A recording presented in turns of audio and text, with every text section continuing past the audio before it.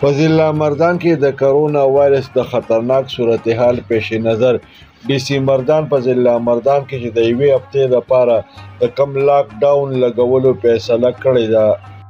دغه فیصله باندې عمل درآمد د یقیني جوړولو لپاره ایډیشنل اسسټنټ کمشنر تخبی حاجی فرمان علي خان د ای سی چو شیرګړ سب انسپکټر ارشد علي خان او پولیس نپرې سره په شیرګړ کې کریک ډاون وکړ.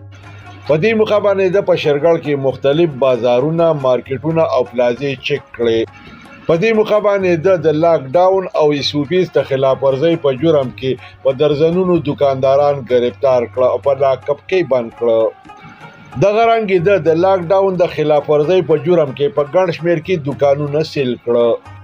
په دې موخه باندې ایډیشنل اسسټنټ کمشنر تخبی حاجی فرمان علي خان او ای سی چو شیرګړ سب انسپکټر ارشد علي خان په دکاندارانو او عامو خلکو کې ماسکونه هم تقسیم کړه.